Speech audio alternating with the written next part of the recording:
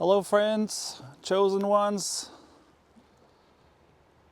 Welcome to Northern Norway. My name is Morten. I'm here by the lighthouse, and behind me about 2,000 kilometers you have the North Pole, 1,000 kilometers you have Svalbard. So we're really up there. And this video will be released on the 7th of June, which happens to be my wife's and mine anniversary from getting married. So we got married 7 years ago, and I thought I would talk to you guys about it and how to manifest your soulmate if that's what you want. So just when I arrived here, there was a white-tailed eagle sitting right there. They're huge. Their wingspan can be taller than me, okay, like 2.5 meters. I don't know what that is in feet, but I'm 6'4", so more than that. So I met my wife more than 10 years ago, 10.5 years ago. So we've been through a lot. And since I'm talking about things that you can do to help yourself shift, like I couldn't really talk about that without mentioning my wife, because she has meant the world to me. And also I want her to know that. So I want to make her this video. And for all you guys, because it's one of the best things in life, really, to have a soulmate or that kind of love, you know. It's makes you really strong, you know. Anyways, so we are about 2 weeks away from midsummer, so this lighthouse here will not be turned on for a while because the sun doesn't set. I checked the weather app and it says no sunset today, and probably not for another few weeks. So it's about 9:30 p.m. almost here, and you can't believe it, it looks like it's 9:30 a.m. but yeah. So yeah, I'm on this island. It's kind of marshy wetland, but it's beautiful. There's a lot of birds, like I just said, a lot of different kinds of birds seem to be nesting this time of year. So right, so I was deep into Vipassana meditation in those days, and I was really considering being a monk and not having a wife, not having a family, and I was went on a pilgrimage in Burma, Myanmar.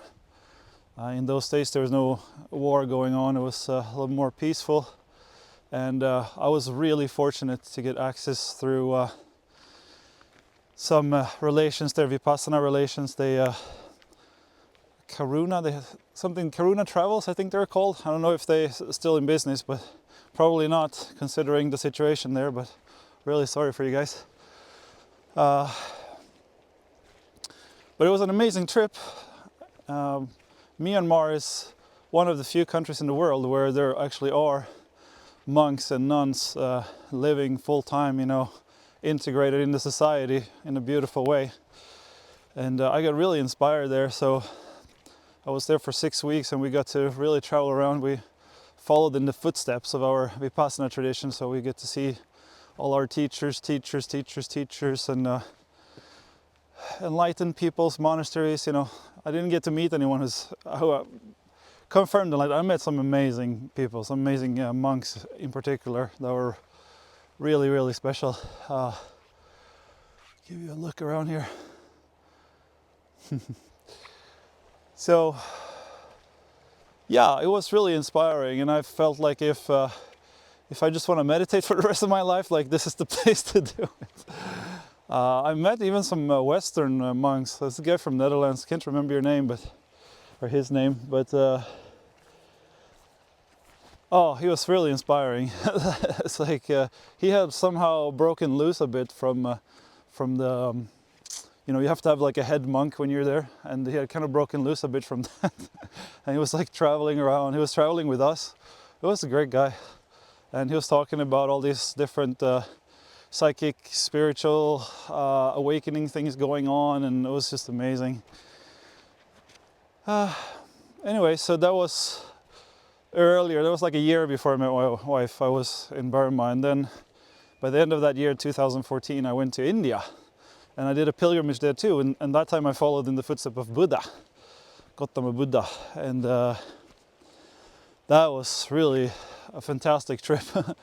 We went from New Delhi through Bodh Gaya and then up into Nepal, and so we got to see a lot of the key places where Buddha was active, and most significant probably was Bodh Gaya. That's where he got enlightened, and they still have a descendant of the tree there, because they took a sapling of the same tree that Buddha got enlightened under, and they kept it in Sri Lanka, so they grew into a big tree. And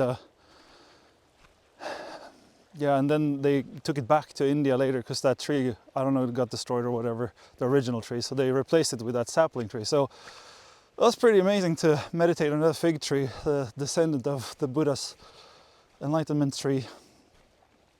And it's a very special atmosphere there with the temple and everything. So I did the 6 weeks. We were in Bodh Gaya during that 6 weeks for some days. And I think we did a retreat there, a meditation retreat. And then at the end of the 6 weeks, I came back to Bodh Gaya, and I was so fascinated with this place. The energies were just amazing. So that's something else I want to let you know about, that there are places in the world that are very conducive to awakening and to consciousness work. And places like, you know, meditation centers, or these ancient sites, you know, all over, like I've been talking about pyramids. And I mean, I don't know about these mountains, but they could be pyramids. I mean, they certainly, they look suspect, you know, but there are, you know, there are pyramids all over the world. They're confirmed pyramids. And and there are also energetic hotspots, like we have in Europe, the Glastonbury. That's very interesting. I haven't been there yet, but I'm gonna go. I also haven't been to Visoko yet with the pyramid in Bosnia, but we had a flight, me and my family, but it got cancelled for some reason, and then we didn't have the opportunity to go yet, but we will. That's really on my list. That's a very fascinating place. All right, so so I went to well, I was in Bodh Gaya, right? Like, and I was pretty sure I wanted to meet somebody, but I think that's around the time where I sort of decided, like, yeah, it's actually what's true to my heart. It's like I want to be in a family, and you know, this monk stuff, I can always save it for my retirement plan, you know. Yeah, whatever. And well, I don't think I'm gonna do that, but anyways. I got, by being there in that environment in Bodh Gaya, so this is what I want to talk about, manifestation, and how it's all about being in a receptive mode, in an allowing state, which is a surrendered state, right? So I really was in like the most surrendered state of my life when I was there, up to that point. So I had been dating a bit, and I had some relationships prior that we weren't really good matches, you know. We were earnest, but we weren't good matches, so it didn't work out. Yeah, so I was single for almost a year before, I think, and I was really relaxed about it, you know. I wasn't taking it so seriously, but it was definitely like something that I really wanted, you know. It was something that I really wanted to manifest. And so when I was in Bodh Gaya, then when I sort of decided, like, okay, I want to meet somebody, then I started up my dating app again, which I hadn't used for the trip, you know, obviously, because it's a pretty serious meditation trip, that pilgrimage. But then it was over, so I thought, okay, let's see, like, maybe I can meet someone around here, you know. So I put my you know, my location to where I was in India, not in Sweden, because if you're in Sweden, then you only get the local people there. So I moved it to India, and then suddenly all kinds of people started popping up, which was kind of cool. And that's when my now wife popped up. And she wrote me a message. She said, "Too bad you're far." And to her delight, I told her, I'm not that far. I'm actually just in India, 3 hours away, because she's from Philippines and she was there. So that was pretty awesome. You know, I was meditating in the Bodh Gaya temple under the tree where Buddha got enlightened, you know, in the same place and under the descendants of the same tree. And then I was chatting with her. That was pretty crazy. So I was really in alignment. I could really feel it, you know. And I have friends who are making fun of me, but I didn't care. So what happened, what really made it clear to me that there was something special about her was when we first talked. You know, at first we just had a voice call. I just heard her voice. I was like, what? Who is this? Her voice was so soothing and really good American accent, like very, very excellent English, you know. So I was like, wow. And then we had a few video calls, and we basically just fell in love over the video calls. I don't know, it's something with the energy, you know. And I really believe we are soulmates. I mean, it's something that's been getting clearer and clearer to me over the years. And especially now after I shifted, it's like, it's almost like too good to be true. Like, we're so made for each other, and it's like the subtle things that you don't really think about, you know. It takes time to appreciate those, but she really grounds my energy. Like, that's something that I felt, because she's working here. That's why I'm here in Norway. And I was back home in Sweden, and then we came up here, and I was like, after shifting and everything, our birds are going. After shifting and everything, I was like really up in the clouds. I was like super excited and like overwhelmingly excited. And I also had a lot of strange energies I was processing and stuff. But as soon as I came here, everything just whoo. And I mean, I think part of it is the environment, obviously, but a lot of it is her. A lot of it is her. She is my anchor, really. So, and you know, throughout the years, we've really helped each other a lot. We have changed a lot, both of us, and we're still changing. And that's like part of the thing we said when we dated. You know, like we're gonna change and we're gonna support each other, and you know, we don't have to be the same. I mean, that's in a way kind of boring. We just want to grow together, you know, and stay together, you know, ideally. So that's what we did, but we had a lot of challenges, let me tell you. So I came to Philippines back in 6th of June 2015. That's when we met for the first time. So it's just 10 and a half years ago now. Just celebrated our 10 years this year.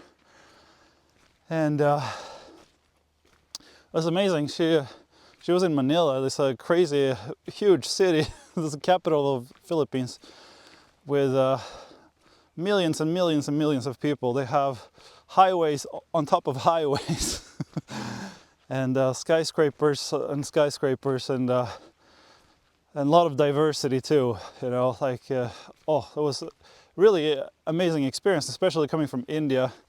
Philippines is a really nice place to get some rest from the craziness of India. You know, India is wonderful. I love India, but it's this kind of place that's really, it's a trial, you know. It's it's a beautiful, beautiful country as well. Very, very spiritual. And like I said, there's some amazing places in India where the energy is just off the charts. Where you like, you feel your whole body just vibrating, or your whole body just turns into glitter, like the feeling of it, because there's so much purity in this, like, millennia of meditation and all this dedication, you know, that's what it is. Dedication to truth and to love and to consciousness. It's just, you know, you feel it as soon as you land in the airplane in India. It's like, whoa, what is this place? Anyway, it was really nice to come to Philippines, and because I was sick, yeah, right, I was quite sick, which also happens when you go to India for most of us. But that's all right. I got to Philippines and we met, yeah. So like before we met, we had just been talking, right, video calls and all that, and we were kind of in love already. But I had this feeling like I was imagining going to see her in the airport in Philippines, and I just couldn't. It was just black, you know. It was like blank. like I couldn't imagine what was going to happen. It was like that level of anticipation where it's just like I can't even imagine anything because it just feels like wow, you know, off the charts. And but I mean, in a really good way. And I, you know,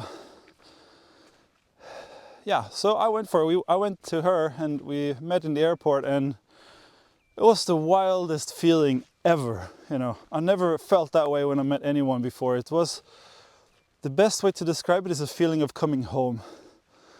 It's like so comforting. Like oh, I remember I just held her face and I looked in her eye and I was just like, it's you, it's you, it's you, wow, it's you. I couldn't believe it. And just being near her was like, it was so calming again. So that grounding, but it's like, it was even more than that. It was like, at that time, it was like really coming home. And after being through a lot of relationships that were not good for me, really, frankly, and then coming to her, and it was like that feeling was just, wow. So let that be an inspiration for you, because I think my level of alignment, I mean, you don't have to go to Bulgaria to find your soulmate, but if you're in the vicinity, you might want to go there. But anyways, it was like so beautiful. I think I stayed 6 weeks there or something. Like I got like a loan from the bank so I could stay longer. It was crazy. Oh, it's really funny. I started working in Norway in those days. I worked like a year in Sweden as a nurse. I was a new nurse, and then I started working in Norway. And then just after that I went to India, so that's crazy. But hey, I got some money and I got to stay another few weeks, so we got to really get to know each other. I get to meet her family and her, you know, it was really beautiful. It was really beautiful. We got to connect everybody. They were a little skeptical of me, but I mean, I get it, you know. It's like, yeah, who am I, you know, to come there and take their daughter away, you know? But I did, kind of. She had to leave on her own terms, so she became an au pair in Norway, actually, of all places. And since I was already working in Norway, I could just follow her, or I could just go where she was. So we had about a year in Norway, and then we decided to apply for, well, what is it? Residence permit for Sweden and stuff. It was like a long process. We had the Syrian refugees at that time, the crisis. So it was really hard to get those permits. So we, we ended up living in Morocco for 6 months and Spain for another 6 months. And then we got the permit, and then we could finally come to Sweden. So we met in January of 2015 and we got to Sweden in the summer of 2017. So that was quite a trip. But we had a lot of fun. Oh, we love traveling, so it was just wow. Anyways, darling. Oh, wow, we've been through it. But yeah, it's an amazing thing to have someone to follow so intimately over so much time, you know. It does something to you, and I wouldn't be here without her, you know. Like I'm sure about that. Like if I didn't have that support, like the things I have been through spiritually, and yeah, it's a lot, you know. I renew myself so many times. I've left so many places and people behind because I felt like I had to, because I wanted to keep going, you know. So to have her with me, it's like, wow, that's the biggest gift, really. So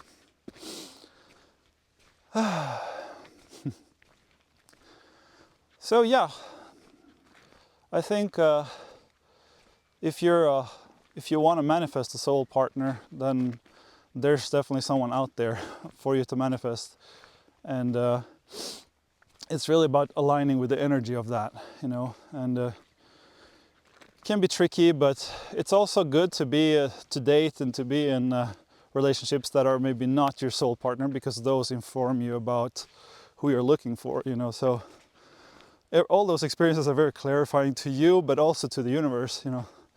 The universe is here to serve you, and the more the universe knows about you, the more it can help you. But the universe also is helping you to align to what you want. But that's where you want to surrender and allow and be in the receiving mode. And so really appreciate where you are and enjoy your days, you know, take care of yourself. And again, we come back to meditation in the morning and aligning, and yeah, it becomes this kind of positive feedback loop that the more you do it, it just feeds into itself, and then you get these relationships and you get these different things that you need, or whatever it is, you know, careers or house or whatever it is you need in your life, you know, you get those eventually, and then it just keeps accumulating. The momentum just gets stronger and stronger, and everything just gets easier and easier. And I mean, I can believe where I am right now and the things I'm doing. It's just amazing, and the synchronicities that keep happening. And so our plan is to, you see this other mountains over there, so it's like another, I don't want to call it island, but you know,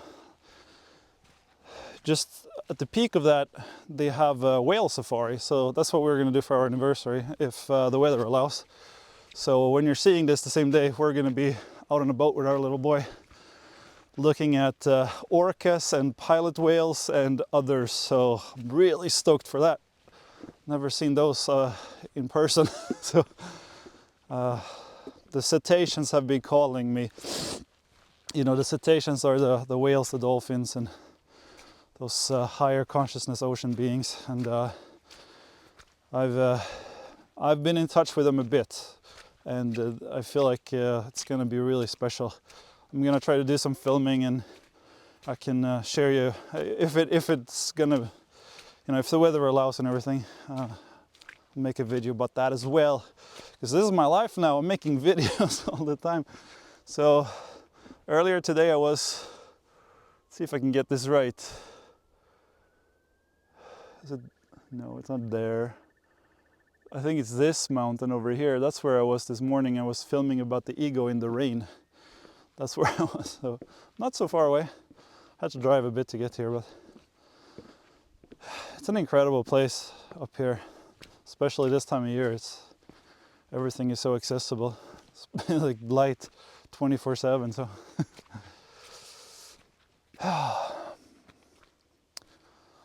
I feel really, really blessed, and it's like there's so many things that are coming to me every day, like things I'm realizing, insights, and from the past, and it's almost like even the past is changing in a way, or it's getting like the memories are, the positive memories are getting so strong, and the negative memories I don't even think about anymore so much. So yeah, it's amazing when you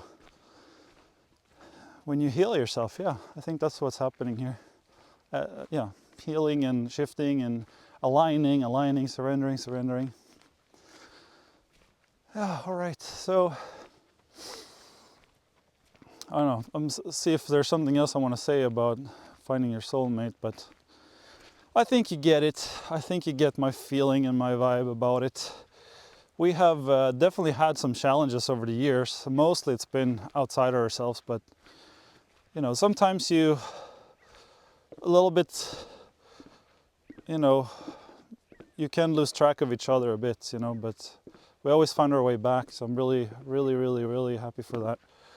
And especially now, our daughter, she transitioned 6 months ago, and that has brought us really close. Like, it's really ironic in a way, but it's really helped us both to be closer together and to be more spiritual. And yeah, and she has also been really supportive. I mean, my daughter, I talked to her. I've been talking to her since before she knew she died even, but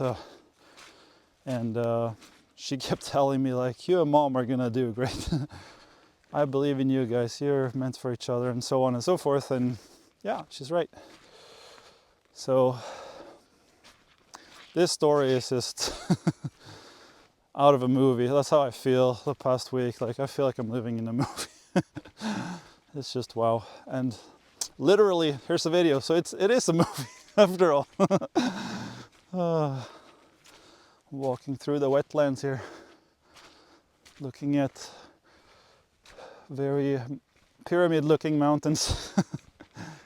Like this one right here. Yeah, that one. I think you can go up to that one and climb it, so I'm gonna do that, see if I get any downloads. So I know that the pyramid in Bosnia, they have some instruments they can measure with drones, that there's a wave shooting from the top of the pyramid into space. They're pretty cool. So, but there's the tunnels underneath that are also really interesting, because people go in there and they get healed. There's like a nurse, she had bronchitis for years, and she went in there for like half an hour, she came out, it was gone, she never had it again, you know. And well, I don't know that, but she didn't have it when she came out, and that's the point. I mean, people, they have knee pain for a really long time, they go into these tunnels and they come out, and there are like scientific research being done on these tunnels, and they're saying that it's negative ions in there are undercurrents of water, and there are special ceramic stones that are transmuting or leading this energy around in those tunnels. There's a lot of things, and there's a lot of strange things going on too, because the air quality in there is like being on the top of a mountain or beneath a waterfall. It's very, very, very pure and healing. So I'm fascinated to go there. I'll make my own report. But it's a place that's been very well studied. You can look on YouTube, there are many documentaries, there are videos of psychics going in there and sharing all kinds of amazing things. So about the energy flow and what the place used to be and so forth. They carbon dated that main pyramid to 30,000 years ago. They found like a leaf underneath the concrete way up high somewhere in the pyramid, and yeah. So worth checking out. Anyways, yeah, the birds are chirping away here. I think they're protecting their nests. They're like trying to steal my attention so I don't find their eggs. I don't know if you can see it there. It's flying away. All right, you guys. Comment, like, and subscribe, and stay tuned for more. Much love.